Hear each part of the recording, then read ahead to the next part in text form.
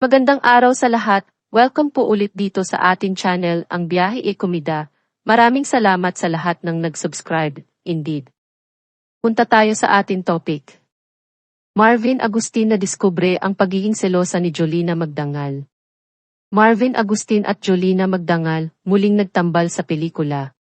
Napatunayan ni Marvin Agustin ang natural na pagiging selosa ni Jolina Magdangal sa set ng comeback movie ng kanilang love team, ang XX Lovers.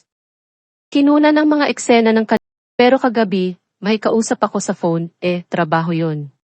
Sabi niya, pwede ba? Tonong buwisit siya. Sabi niya, pwede ba, huwag kang makipag-usap sa telepono? Kasi ngayon lang tayo magkikita tapos next year na ulit, tapos nakikipag-usap ka sa iba. Pwede ba, kapag shoot matagal na raw kaming hindi magkikita. So, dun ko naramdaman na selosa siya, kasi itinuturing niya ako na totoong kaibigan talaga. Kaibigan niya lang ako. Ang huling pahayag ni Marvin ay kinopya niya mula sa hindi malilimutang others ni Jolina sa kanilang pelikulang Our Labs. Okay ka lang? 1998. Nang bigyan ni Marvin si Jolina ng pagkakataong magsalita, nagpaliwanag ang actress at TV host. Anya, kasi naman, nag-eksena tapos nagmi-meeting. Na lang, but seeing all of you tonight, we're so happy and grateful na sinamahan niyo kami dito sa aming kalokohang comeback.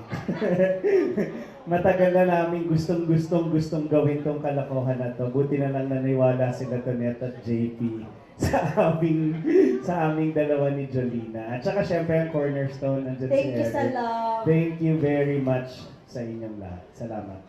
Lalo na nung pinanood namin yung mga unang na-edit na, yung mga rough edit pa, parang tinrata namin ni Marvin yung sarili namin na kami yung audience eh.